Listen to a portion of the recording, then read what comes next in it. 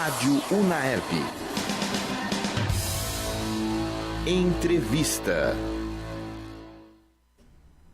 Olá, ouvintes da Rádio Unaerp. Eu sou a Líria, estou na 8ª etapa de jornalismo e essa é uma entrevista do projeto digital de convergência midiática chamado Humanas. Bom, Humanas nasceu com o intuito de dar forças aos movimentos de artistas mulheres de Ribeirão Preto e região. Hoje eu recebo aqui a Ana Luísa Zetaki e a Bela Pisani, ambas artistas da área da dança e professoras da oficina de artes. Sejam bem-vindas, meninas. Muito obrigada. Bom, a gente vai fazer um bate-papo aqui sobre como é ser artista, mulher, né, em Ribeirão. E é com essa pergunta mesmo que eu abro. Para vocês, como é? Como ser artista em Ribeirão? Isso, mulher. Mulher artista em Ribeirão. Eu acho que é sempre um ato de resistência necessário. E é quase que não dá para não ser assim, sabe? Não dá para não ser essa resistência e sempre nadar um pouquinho aí contra a corrente do que todo mundo está pensando. Mas eu acho que a mulher tem um poder um pouco revolucionário também e uma amplitude assim de ser no mundo para alcançar pessoas. Então eu acho que a arte ela tem esse poder também. Então, quando se fala de artes feita por mulher, acho que carrega todos esses componentes transformadores, de potência mesmo, de transformar minimamente cada pessoa. Ana?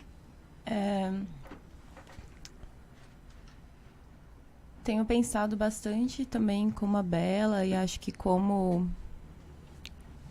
esse núcleo de artistas mulheres que a gente também se encontra para trocar, porque sinto a gente bem em rede também, como um espaço de resistência e de uma resistência poética, uma resistência que eu acho que vai fazendo seus caminhos por uma sensibilização, acho que lembrar a gente a todo momento, assim, que todo mundo é gente, que todo mundo é humano. E dentro do mulher e artista, nas trocas que eu tenho tido a grande oportunidade de fazer com outras manas que estão nesse corre, percebo que há um grande ato revolucionário quando a gente começa a se entender como artista, assim, que não é um caminho fácil, traçar até se nomear enquanto artista, né? Porque até isso, historicamente até, sempre nos foi colocado um lugar muito de vitrine, ou um lugar de trabalhar com a arte como um hobby, como outra coisa que não uma profissão, que não um lugar no mundo, né? Ou indo só pela beleza estética também, Sim. né? Exato. Então, acho que é mesmo um super ato revolucionário quando uma mulher se nomeia enquanto artista e se coloca assim no mundo, com essa potência de sensibilização. E falando agora sobre a dança, né, indo pro lado da dança, eu queria que vocês falassem como começou o envolvimento de vocês, como é que foi, como é que vocês se descobriram dançantes. A minha história com a dança começa de um jeito bem tradicional, digamos assim. Eu, com 3 anos, minha mãe e meu pai acharam que seria uma ótima me colocar no balé para eu socializar, para eu descobrir também mais o meu corpo. E eu também fui uma criança que eu fui para a escola mais tarde, eu fui para a escola formal só com 5, 6 anos. Então, esse espaço da dança, assim, para socializar, para me formar dentro de um grupo foi muito importante. E aí eu fui ficando, né? Porque nas escolas daqui de dança de Ribeirão é bem, às vezes, comum você ficar. Você segue o baile, assim, se desenvolvendo e encontrando outras linguagens da dança. Então, eu começo no balé, mas depois vou encontrando sapateado, jazz, contemporâneo. E aí é meio doido, porque era uma vivência com a dança, mas em um lugar ainda onde me era muito importante executar passos. E talvez não tanto pensar no que eu estava fazendo. E aí é quando eu me afasto um pouco desse universo e que eu vou encontrar a dança em outros espaços, como em livros, lendo, vendo filmes sobre dança e tal, que eu começo, é como se eu tivesse aberto uma caixa, assim, da dança, e aí eu começo a ver dança em tudo, em todos os lugares da minha vida, e aí eu começo a me repensar também nesse lugar com a dança. Então, acho que na minha história com a dança tem 2 momentos. Tem esse momento mais escolar, assim, e tem um momento que lá eu, com 17, 18 anos, eu acho que faço um rompimento com a escola que eu vinha me formando e começo a também até fazer os meus caminhos da dança de uma maneira um pouco mais independente e mais autônoma, de uma certa maneira, assim. Bom, acho que o meu caminho também não é muito diferente do tradicional, do da Ana também. Também comecei com 3 anos de idade, mas é uma história bonitinha. Porque a minha mãe fazia ginástica e o meu irmão fazia karatê no mesmo lugar. E aí eu ficava lá esperando os dois e tinha aula de sapateado e era uma sala que tinha um vidro e aí eu ficava lá olhando e um dia a professora me chamou para entrar. E era uma aula de adulto, e mesmo assim eu entrei, fui e nunca mais saí. Então, eu comecei no sapateado mesmo. E depois fui encontrando outras danças, também passando por escolas de dança aqui de Ribeirão Preto. Passei por várias. Mas eu sempre senti dentro desses ambientes que faltava alguma coisa. Aquela não era a dança que eu queria fazer, aquela não era a dança que eu queria fazer. Eu sentia que a dança, para mim, para o meu corpo, para minha vida, ela tinha uma potência de transformação e uma potência criativa muito além daquilo que era ensinado ali dentro daquele espaço. Então, eu sempre senti muita vontade de entender dentro desses espaços qual era a minha dança. O que eu queria dançar, além daquilo que estava sendo ensinado, além daqueles passos codificados que eu aprendia. Então, eu sempre tive muito essa inquietação, assim, enorme, vontade mesmo, de procurar outros caminhos, porque a dança, para mim, é a minha primeira fonte de expressão no mundo. Acho que ela vem antes até da fala. Então, como eu descobri isso muito cedo, quando criança, eu queria usar e queria explorar essa fonte de expressão. Como é que eu podia me expressar e, ao mesmo tempo, me entender enquanto artista, enquanto ser humano, através da dança. Então, isso me fez querer viver um universo artístico, assim. Então, quando eu chegou naquela fase fatídica de fazer a escolha do que ser, né, que veio muito cedo, e eu só queria sair do colegial. Eu só queria sair daquele ambiente de vestibular, porque para mim era muito, nossa, massificante. Para mim foi uma fase muito difícil essa de vestibular, e eu só queria sair de lá. Então eu resolvi fazer artes cênicas aqui mesmo em Ribeirão, porque era o mais, tinha arte na palavra do curso. Arte e cena. Então eu nem sabia exatamente o que era direito, mas eu fui. Então foi a minha primeira formação muito cedo. Com 17 anos eu entrei na faculdade de artes cênicas, que ampliou essa minha visão de arte mesmo, de arte. Só que ainda não era a arte que eu queria fazer, ainda não era como eu queria me movimentar. Eu precisava estudar isso num campo da dança, que era minha linguagem principal. Então, depois eu fui fazer o curso de Comunicação das Artes do Corpo na PUC, com ênfase em dança, que tem também uma visão muito ampla do que é dança, de entendimento de corpo, porque entende-se o corpo não separado da mente, entende-se o corpo não separado da vida, entende-se a dança não separada da vida também, que isso é muito importante. Muito diferente do convencional, sim, que predomina aqui, né? Sim, bastante diferente, porque é um entendimento de corpo que está se relacionando com o mundo, que eu acho que vem muito de encontro com essa inquietação que a Ana também tem. E eu acho que é por isso que nós somos tão parceiras de trabalho. Eu acho que a gente se encontrou nessa inquietação de entender que a dança, ela reflete a vida e que a gente não pode ficar num espaço restrito de sala de aula, porque senão vira ginástica a dança. E a dança é uma expressão, e sendo uma expressão, ela precisa comunicar alguma coisa para o mundo, ela precisa dialogar com o que está acontecendo no mundo, ela precisa chegar nas pessoas. Então foi nesse ambiente das artes do corpo que eu ampliei ainda mais o meu entendimento de dança, de vida, de corpo. Acho interessante, acho que dessa parceria, assim, minha e da Bela, que a gente vai fazendo outros caminhos, mas convergindo, assim, sabe? Nos alinhando nesses pensamentos, assim. Porque lá com os 17 anos, 18, né? Também nessa fase muito...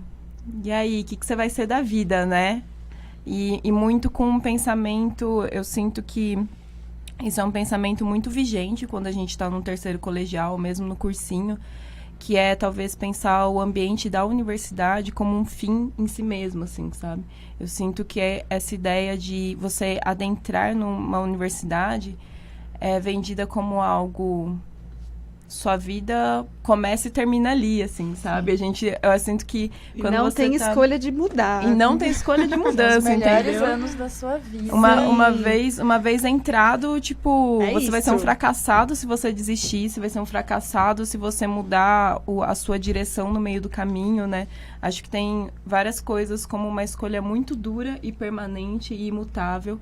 E eu acho que talvez fosse uma coisa mais interessante se a gente globalmente lidasse com essa fase tão importante da vida que a gente está terminando de se formar, a sua personalidade, a individualidade, está se entendendo no coletivo, que a gente entendesse como uma passagem ou como até uma expansão, né? Você entrar numa universidade, isso é um lugar de expandir o seu olhar, de você entender melhor as coisas da vida, inclusive, né? E nessa escolha, assim, por várias possibilidades, eu escolhi ser enfermeira. E é uma escolha, assim, que eu carrego comigo. Eu sou muito enfermeira. Então, eu sinto que... Só que, ao mesmo tempo, já antes, lá, com uns 14, 15 anos, quando eu escolhia ir para um ensaio de dança, ir para um festival de dança...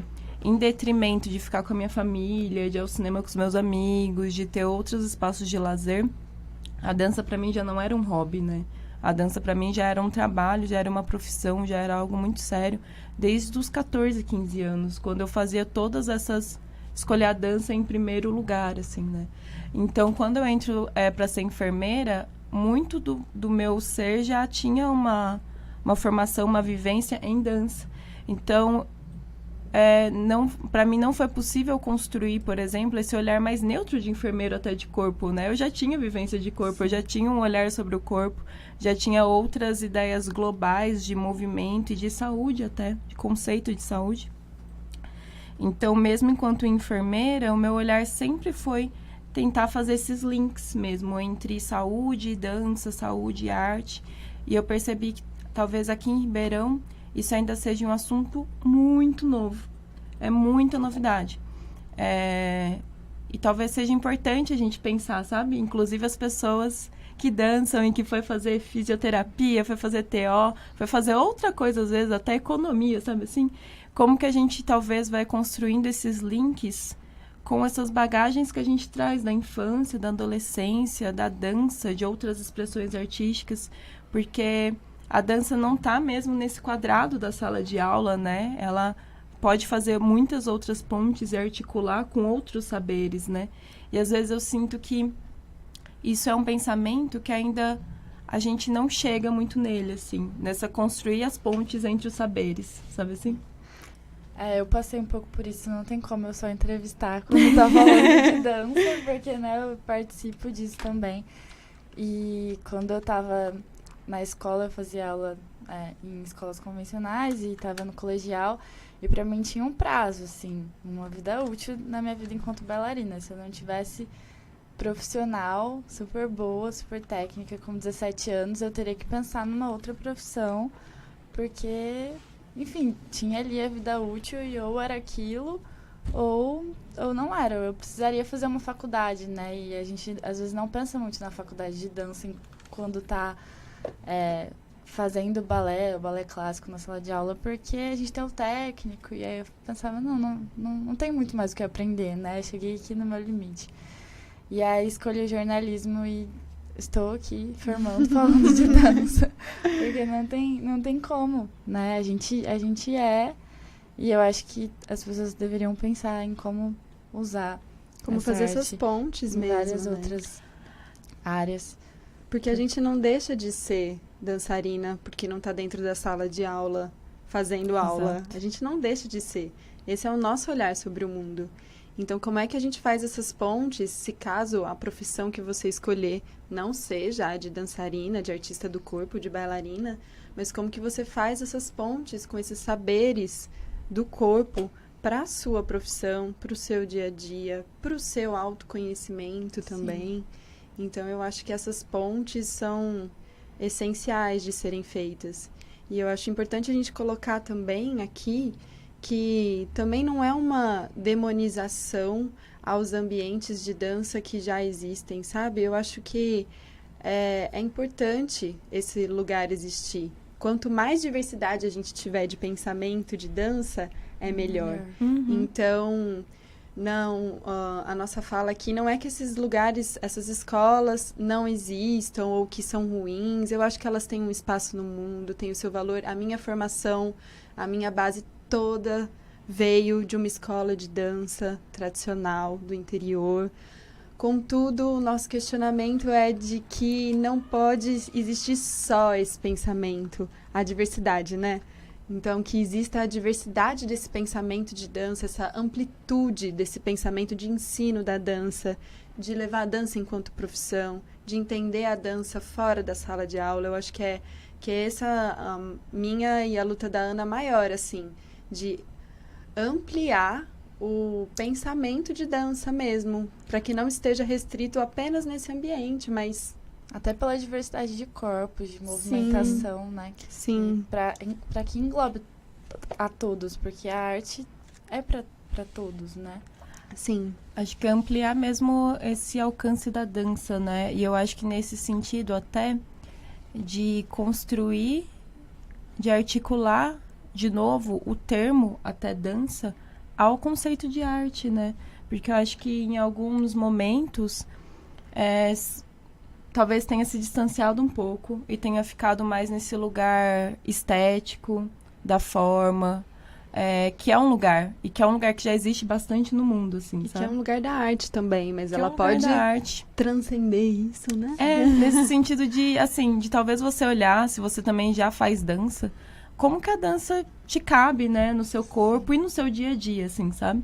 Que é isso, você pode estar se relacionando para a dança dessas diversas formas, para você se autoconhecer, para você ter aquele momento, às vezes, também de extravasar e fazer só isso. Mas acho que, até pela minha vivência, assim, eu sempre acho muito importante falar nessa possibilidade da dança enquanto profissão. Porque até sinto que eu acho que a dança em outros campos e como lazer, ela tá bem estruturada, assim, ela tem o campo dela. Como até atividade física, né?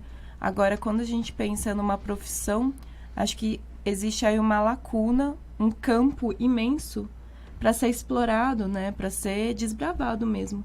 E aí, nesse sentido, acho sempre importante trazer a informação de que a gente tem mais de 40 universidades de dança no Brasil, a maioria pública. E, às vezes, essa informação, se a gente não desbravar mesmo pesquisando, talvez não nos chegue de outra maneira, no ensino convencional, escola formal mesmo, cursinho, etc. Porque a nossa cultura é muito forte, gente, de que a arte não vai dar dinheiro, Sim. de que você, enquanto artista, não vai conseguir se virar, né? Você precisa ser artista e mais alguma outra coisa. Exato. Só artista não basta. Exato. Então, acho que existe esse movimento também forte da classe artística e acho que a gente que está desbravando o campo da dança aqui em Ribeirão, se colocar no mundo assim mesmo, artista da dança. E que esse é o ganha-pão, entende? Esse é o estilo de vida mesmo. e que é possível, né? É possível, porque eu acho que a gente está vindo, já é cultural, a gente nem pensa mais na possibilidade de se trabalhar com dança, de tanto que a gente parou nessa crença super limitante de que não vai dar dinheiro e a gente não vai ser alguém no mundo, sabe assim? Eu sinto também que às vezes a saída é dar aula, e aí muitas vezes você não dança enquanto você dá aula, né? Minhas professoras das outras escolas acabam que não tem tempo e acaba que não continua desenvolvendo o lado criativo, assim. Em algumas escolas, né? É isso que eu sinto, assim, meio que para um pouco de alimentar mesmo o lado criativo. Não em todas, né? Ao invés de, eu não sei, tirar conclusões, assim, de gerais sobre a coisa, mas eu posso falar qual que é o nosso pensamento de dança, que é o que a gente trabalha na nossa escola, na oficina de artes. Então, um pensamento de dança onde a gente não separa também o ambiente da sala de aula, esse momento da sala de aula, enquanto professor e enquanto aluno, nessa relação de professor e aluno, a gente não separa esse momento do momento, por exemplo, onde você vai criar uma cena. Então, para nós, o ambiente de sala de aula, o ambiente do dia a dia e a maneira como a gente conduz as nossas aulas na oficina de artes partem desse entendimento de que dentro da sala de aula é um espaço criativo, onde você vai, sim, treinar, não gosto dessa palavra treinar, mas onde você vai instigar a sua criatividade.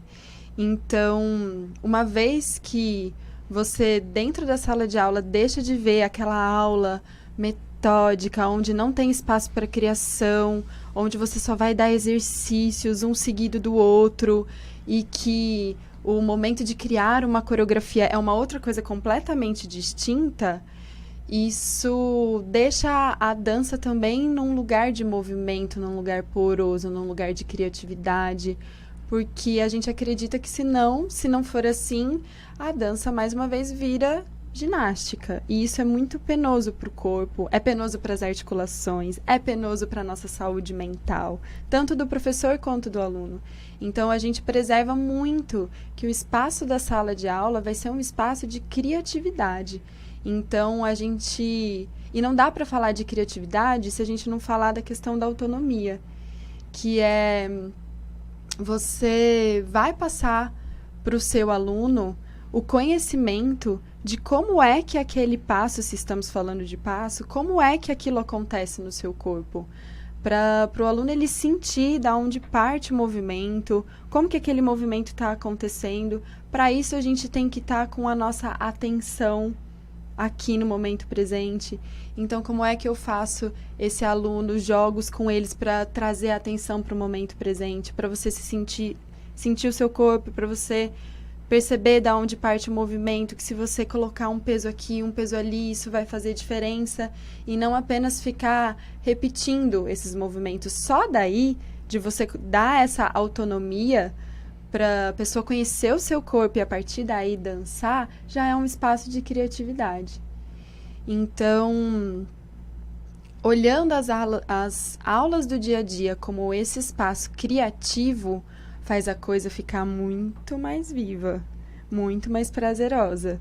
E dando essa autonomia para o aluno, porque senão não faz sentido existir.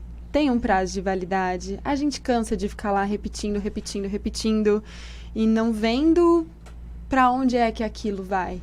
Então, acho que dá para fazer um link com o que eu comecei a falar. Quando eu entendi isso na minha vida, através da técnica Klaus Viana, do pensamento do casal Viana, que foi um casal que foi porque o Klaus Viana já se foi, e Angel ainda está aí, linda, maravilhosa, uma senhora incrível, que tem a sua escola no Rio de Janeiro.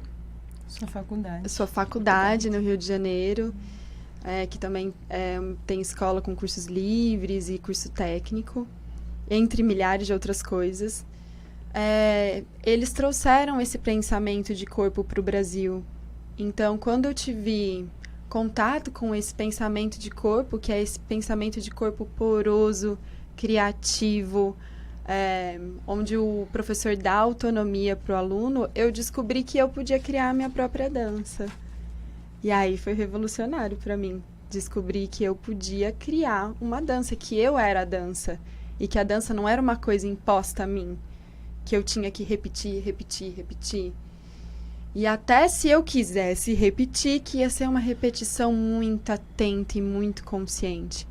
Então, eu acho que não tem como falar da minha trajetória na dança e do pensamento de dança que a gente traz na oficina de arte sem falar desse casal, desse pensamento de escola, desse pensamento de corpo, desse pensamento de dança, cunhado pelo Klaus Viana e pela Angel Viana.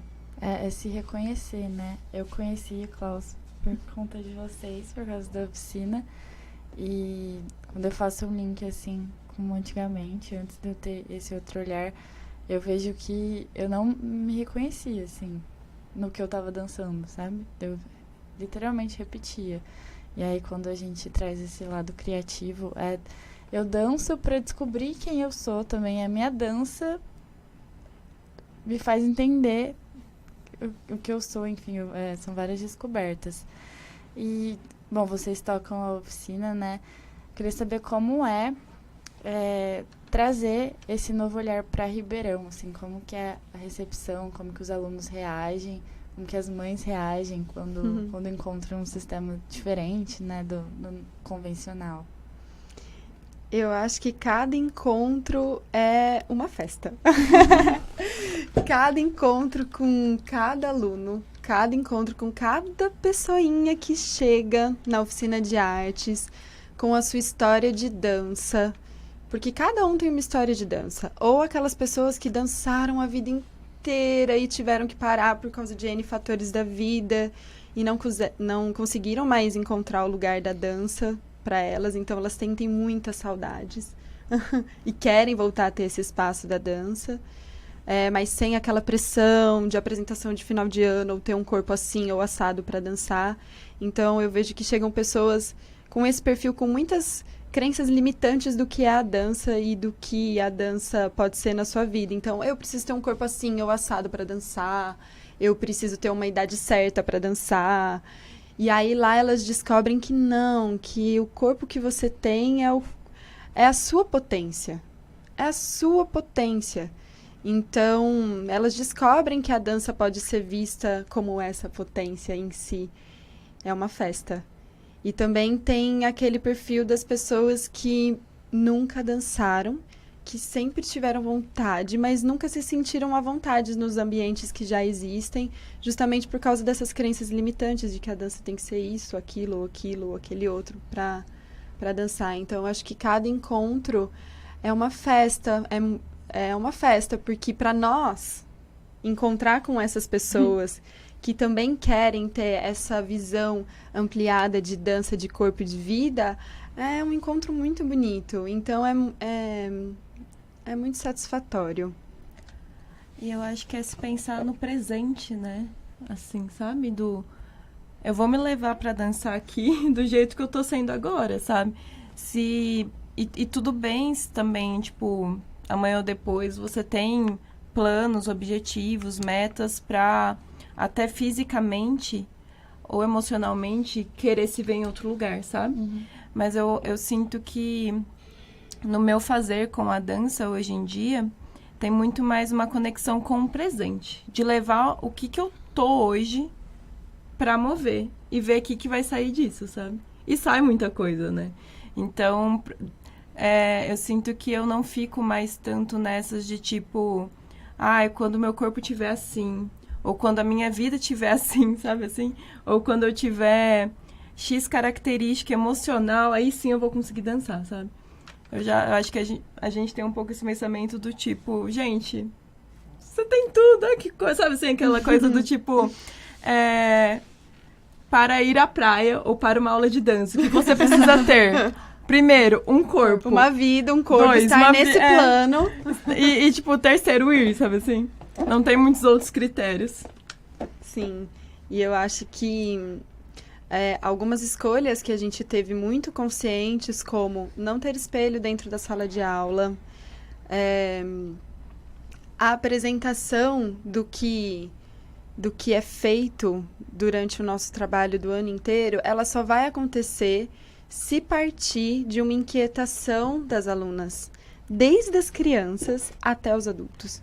Se não for importante para as pessoas esse momento de apresentação, ele não vai acontecer, porque isso tem que vir dessa necessidade e não ser uma coisa imposta, porque a gente acredita que a arte precisa ser assim. A arte precisa vir de uma necessidade muito pessoal, e quando a gente fala de dança, a gente está falando de arte, então ela não pode ser imposta a ninguém. Então, só da gente dar essa liberdade de ser, as pessoas já querem ser.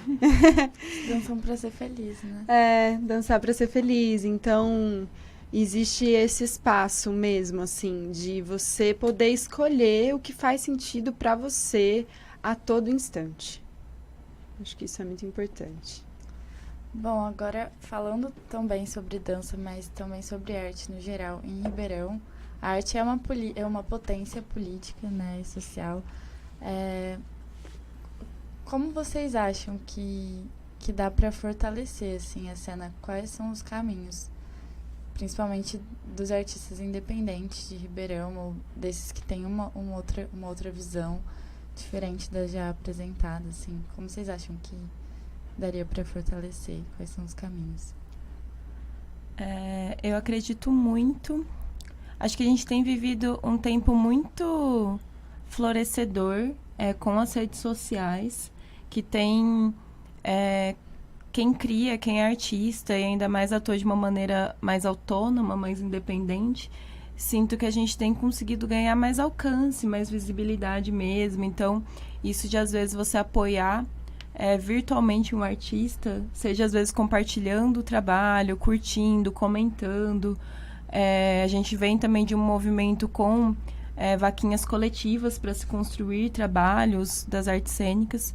Tudo isso é muitíssimo importante, é um ganho que a gente teve nos últimos anos, assim, imenso. Então, você aí que nos escuta, que nos vê, saiba que se você tem conhecimento de um artista e quando a gente fala assim, curta lá a nossa página, compartilha, gente, isso é muito potente.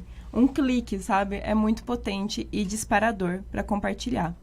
Mas eu também penso bastante que, além de tudo isso, eu sempre faço um convite permanente para os meus amigos, para as minhas amigas, para todo mundo que eu tenho um mínimo contato, assim, que saia de casa para ver dança. Ou para assistir, ou para dançar mesmo, né?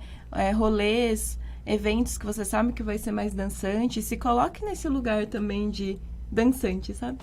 Então, eu acho que eu faço um convite permanente para que as pessoas saiam de casa para assistir dança, teatro, circo, mesmo ir na praça e ver qual é que é, sabe?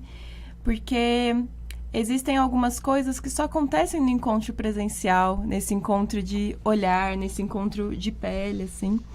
E até nesse sentido de a gente, às vezes, ter uma autorreflexão de quantas vezes por ano eu estou conseguindo sair de casa para me presentear assistindo uma apresentação de dança, de teatro, né? Às vezes a vida vai levando a gente por outros caminhos que distancia a gente desse consumo artístico. E eu tenho pensado muito nessa potência de quando a gente consome arte, a gente aumenta nosso vocabulário de vida, de expressão, de emoção mesmo, porque a gente é colocado num lugar de provocação, às vezes, e não digo nem de uma provocação, às vezes, de afronte, sabe? Às vezes é numa provocação de sensibilidade, de entrar em contato com trabalhos que são tão sutis, são tão simples, às vezes, na sua concepção, que vai atingir a gente por outros caminhos que, às vezes, a vida das 7 da manhã às 6 da tarde não vai, sabe? Então, é um convite permanente. Gente, saiamos de casa para ver dança, para assistir teatro, circo. Acho que é nesse sentido, para mim, assim. Concordo com tudo. Gênero, número e grau. Acrescento, que eu acho que só é um acrescento mesmo da fala da Ana, porque eu acho que a questão do afeto é uma coisa extremamente importante. Eu não vejo outra saída para nós, enquanto ser humano, e não só enquanto artistas, Sim. se não for pelo fortalecimento dos afetos sinceros. Eu tive outras experiências em outras cidades que não Ribeirão Preto, e eu voltei para Ribeirão Preto por causa dos meus afetos, dos meus laços de afetos artísticos, não só familiares, mas das pessoas que estavam aqui, dos meus amigos artistas incríveis, porque eu acho que juntos a gente tem muito, muito mais potência. Eu entendi que ficar no seu quadrado, batendo a sua cabeça sozinho, não vai levar a absolutamente nada em todos os setores da vida. Então, eu acho que tá aí. Não só para a arte, mas para a humanidade, a questão dos laços afetivos. Posso Pode completar? falar. Ai, gente, eu falo muito mesmo. Mas é que eu gosto... Eu tenho uns pensamentos que eu gosto, às vezes, de compartilhar, que até nesse sentido, assim, ó. A gente tem em Ribeirão equipamentos públicos maravilhosos, né? A gente tem o Teatro Municipal, o Teatro de Arena, o Pedro II... E como que a gente pode ir olhando para os nossos equipamentos culturais e se lembrando coletivamente que é nosso, sabe assim? O Teatro de Arena, enquanto patrimônio público, é nosso. Então, como é que a gente é de responsabilidade de todo mundo cuidar disso, né? E nesse cuidado mora até esse frequentar teatros, né? Então, acho que tem um pouco desse pensamento do a gente cuida do nosso patrimônio cultural histórico à medida que a gente ocupa ele frequentando, mas também sempre gosto de trazer essa outra visão que é Ribeirão Preto, acho que está bem servido, assim, no sentido de que tem muitos artistas na cena independente que fazem, que criam. Que, assim, independente de política pública, que a gente está sempre lutando por isso, por esse espaço, os artistas, gente, a gente tem uma necessidade básica humana de criar e de compartilhar. Então, assim, essas criações, às vezes, estão sendo compartilhadas, não às vezes pelas mídias convencionais. A gente vai estar bastante na internet e bastante, assim, nesse encontro presencial.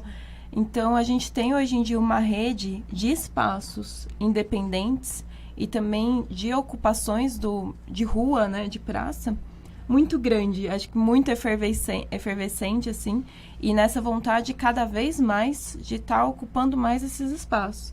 Então, se por acaso você aí que nos vê, que nos escuta, que nos ouve, não está chegando até você essas informações, saiba que nós somos pessoas que vocês podem vir procurar, pedir essas informações, a gente compartilha site onde você pode entrar em contato com isso, enfim.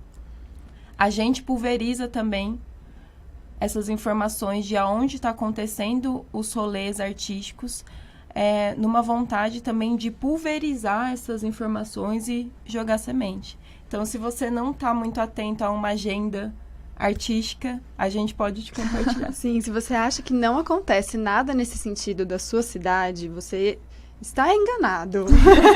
Ou talvez as mídias não chegaram até você. Não chegaram até você, então procura não só a gente, mas aí o que está acontecendo, seus amigos artistas, que você vai encontrar, porque realmente tem bastante coisa.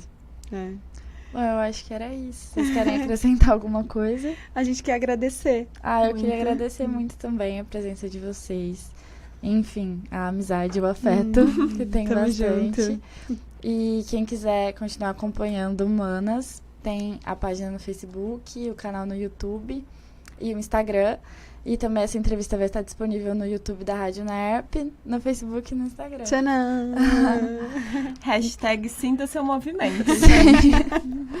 Bom, gente, era isso. Muito obrigada e até a próxima. Rádio UNAERP. Entrevista.